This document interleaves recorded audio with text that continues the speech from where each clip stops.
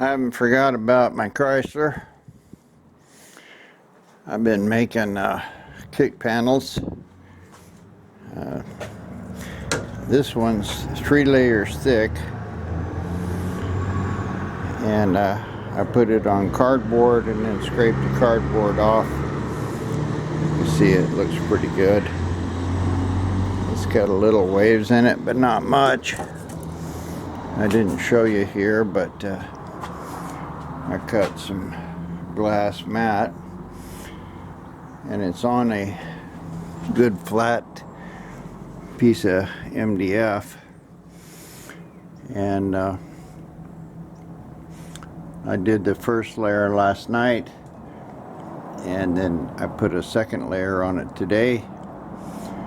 So far I've got about half of my fiberglass left, and I got 2 front panels, and this is a finish for the back panel.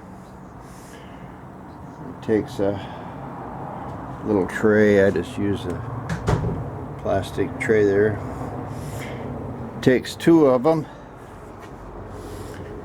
So what I did was put it on there, and then I covered it with this baking sheet paper to keep the wrinkles and stuff like that out of it. Put some boards and a bunch of weight on it, and this keeps it squashed flat. It doesn't have to be real great, but it does have to be pretty straight. It's dark in here, you can't see. I've got the front one, and that's the can't see that either, but this one is being glued up is the side panel. It goes right basically from the back of the window up against this panel here, all the way to the front, top to bottom. I don't know what I'm going to do about this door opening, if I should even try to do anything or just make another panel for it. But anyway, this is my redneck fiberglass clamp, and we'll let her dry a few hours. I can check my pan how dry it is, and we'll press on with this. Well, here it is. A couple hours later. I should have put a little more stuff in there. I got a little bit of a hole, but it's pretty hard. Looks like I glued it down to my board there by accident. I'm not gonna worry about that too much. It's good and hard all the way across to the end, and I should put a little more glass on it up there, I guess. Resin. Anyway, it's out here in the sun, and heat hardens this stuff up pretty fast. It's pretty hard right now. I can smell it though. 24 hours it'll be completely hard, but it's going to be a pretty nice panel. Tempted to try to break it loose from the board. I'll just leave it alone for now. Here's my next project. This is a 77 Camaro. It's in pretty good shape. It was painted, got good tires and stuff on it. My buddy owns it. He wants to sell it. It's a little dirty, but it's in good shape. Got brand new interior in it. See the seats there.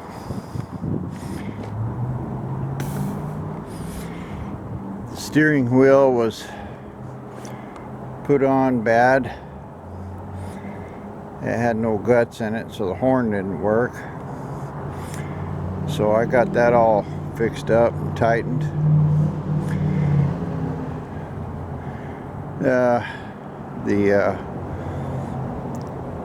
One of the things that's wrong with it is the no parking brake. The main cable from here to the middle is missing, and they cut the one on the back. This car was kind of put together with not very well. They painted it here. Some of it's chipping off. They didn't sand it. But anyway, we got this Quadrajet. It runs terrible. Misses and staggers around, won't hardly start. Accelerator pump don't work. And so I've got a kit for it. I'm going to rebuild this thing today, and then we'll get to hooking up the brakes and stuff. There was some stuff going on here and the latch. It's really hard to open, but I got that lubricated. It's opening. Anyway, let's get this Quadrajet off of here and see what we got. Well, here's kind of another project. Maybe do some fiberglass work, but the Ford don't have a, what do you call this thing, heat shroud, fan shroud. My buddy gave me one. It's not off a Ford. I don't know what it is. It looks awful big, but we're gonna try to cut it down and put it in. Actually, don't look too bad. It got a couple inches here and a couple inches here. So this fan shroud is actually the right size.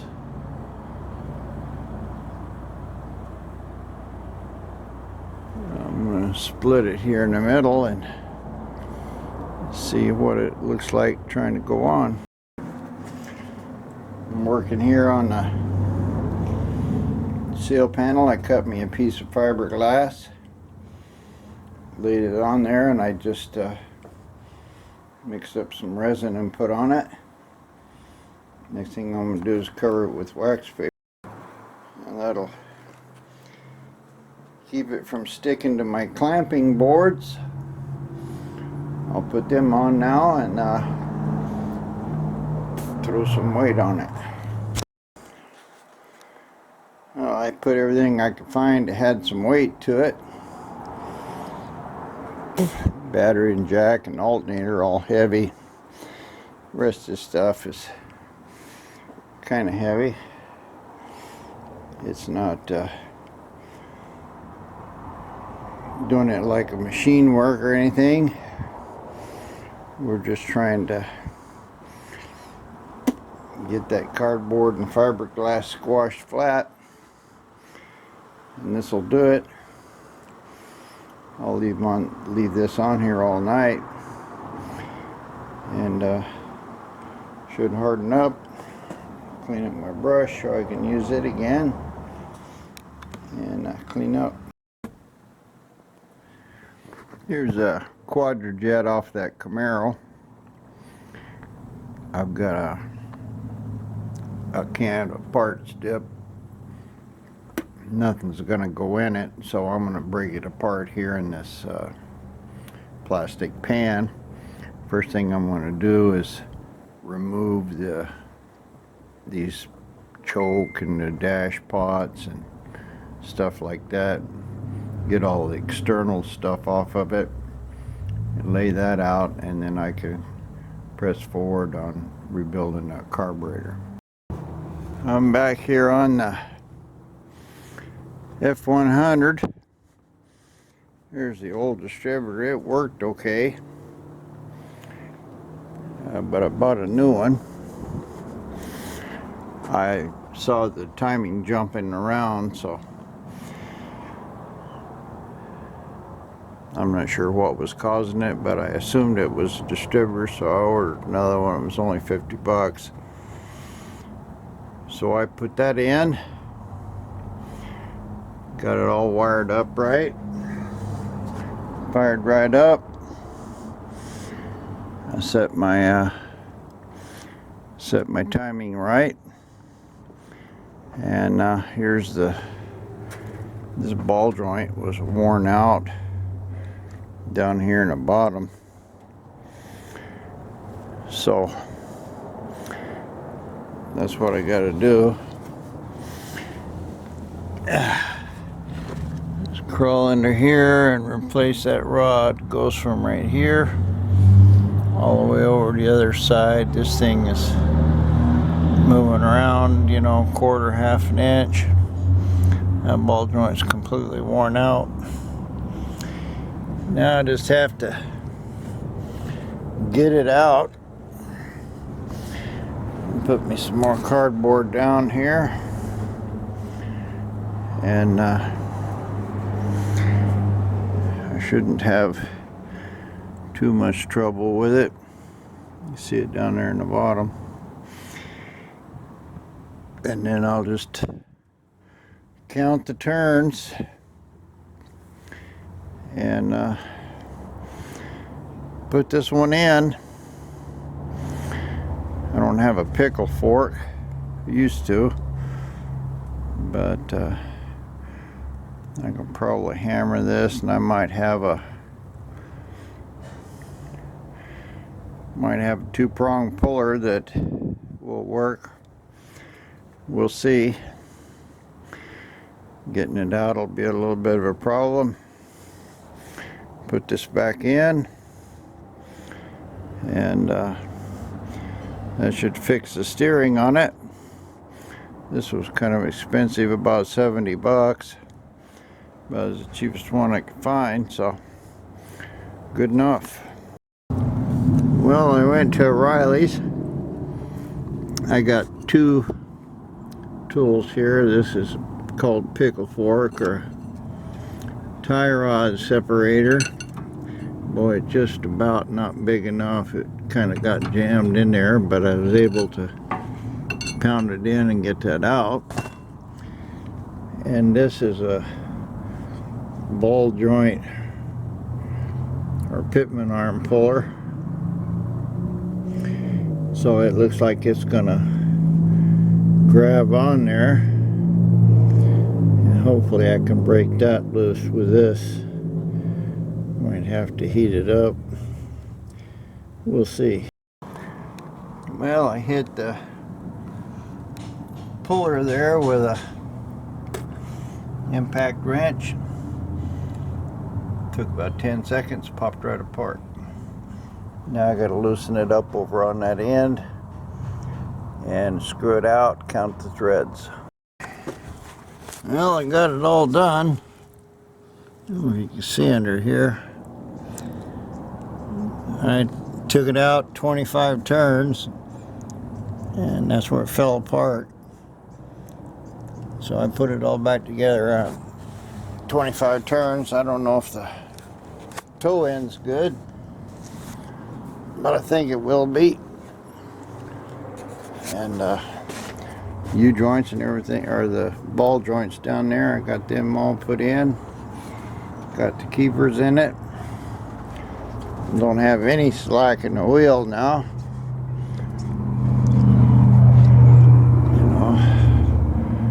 You know, this may be moving an inch. Not bad at all for a 200,000 mile car, but it should steer real good. We'll call steering done. Continuing to work on this thing. Still backfiring through the carburetor. I took that all apart, glued everything, redid my hose fittings, but now I'm working on this brake. I saw a little bit, it was chewed up, This is the new one here. And here's the old one. This rear surface is just trashed. But my new hub there didn't come with any no bearings, so I'm gonna try to knock these bearings and seals out and put them in a new hub. It's not ideal, but should work. Well, I'm playing with a Chrysler again. These are the front tires I had on it. These are 14s. They're brand new tires, but I didn't like that pattern. I got these today. I paid 90 bucks for the wheels and tires, and you can see the difference here. This 14, you know, it's 6 or 7 inches difference. So I raised it up about 3 inches, and I've got these tires here I bought the other day. They're in real good shape. They're almost new, and they're about 2 inches bigger, so that'll raise it an inch from where it was. And you can see it's gonna lower it probably 1.5 or 2 inches. So that's the plan. I'll take these little 14s and I'll save them for something.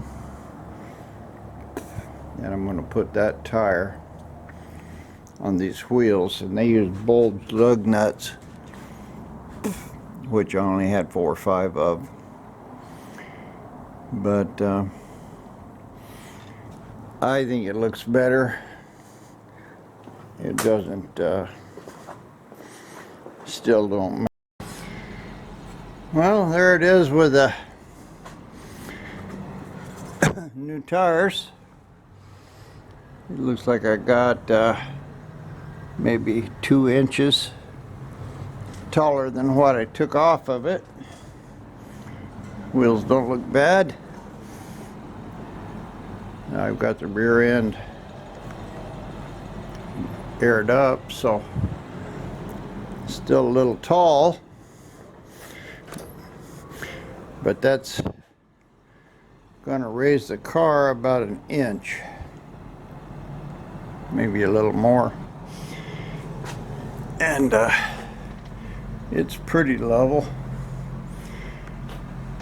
I could probably air that rear end up some more, but this may go down too. But anyway, those tires are good enough. Got 15s on it anyway now, and I'll have a good set of 14s that I can put on something. Good enough for what we got here now. Raised it up a little, and I got a chrome wheel. They still don't match the back. I kind of, when I was doing these, I didn't have any money, so I just had to do something. But I've got the center lines, and they look okay, and chrome wheels don't look bad on it. And I spun them. They're clearing the brakes good, so that's good enough for this. Well, I'm fooling around here on this Chrysler. I had an old-timey heater I stuck in here. I got it working, but sometimes it would and sometimes it wouldn't. And you have to move the fan a little to get it to start blowing. So I didn't like that. I got another aftermarket one here, so I'm taking this one out, and we'll see about where the other one goes and how it mounts. playing around with this heater core, I figured out how to, where it needs to go up in the motor. But these valves weren't pointing even close to the same way. The other one was pointing up like that, and that's towards the top. So what I did is I cut this end off that was here, and I was able to get a regular half-inch 90 on there, got it over it, and got it all soldered. Then I put a little collar over it to maybe hold that hose on a little better, soldered it. I've kind of filed it down. I think a hose will grab that and not blow off. So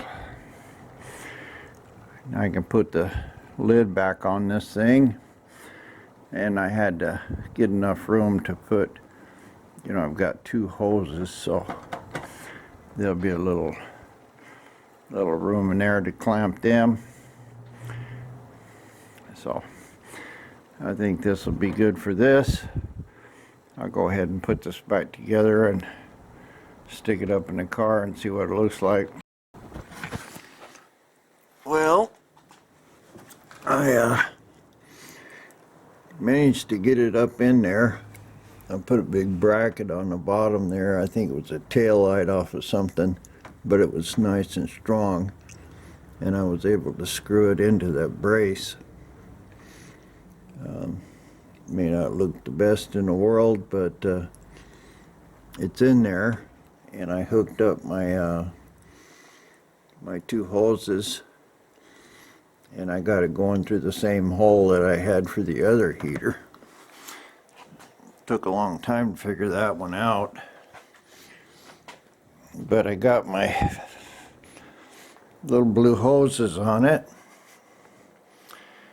and I've got them over here. They're going to hook up pretty good. I need a 90 on this bottom, and you can see I put a T up in there. I need a 90 for it. This one will probably work for 45. I'll get a couple brass fittings for that. Trying to get this car where it'll run. I'm going to pick up a 1954 Studebaker Commander.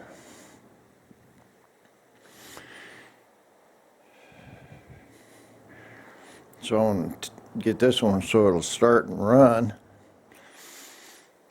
I pulled my windshield out of here. Messed the paint up here in a couple places.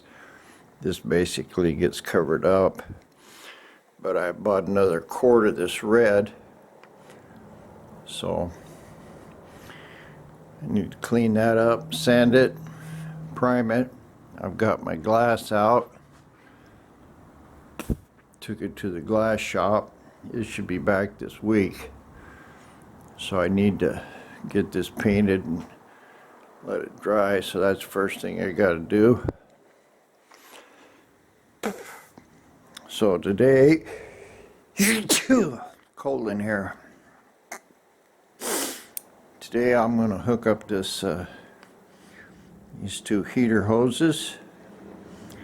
That blue looks alright in there. Better than rubber anyway. And this should be good to go. I got a shop heater here. This thing was diesel fired. It worked good. Once I got it running, and then the igniter gave up, so I ordered another one of them. But these are like $700. I paid $50 for it. So, and igniter was another 50. So anyway, so this thing really heats the shop up. It's kind of cold in here right now. That's why I'm sneezing. Well, I'll get these hoses hooked up here, And then I'll work on that window. Get this thing ready to run and drive. I'll probably put it outside with a cover on it and bring the Studebaker in here. It's got a 454 big block and a Camaro subframe, so it's all rolls and steers, so be a little fabricating, and we'll see what happens on it.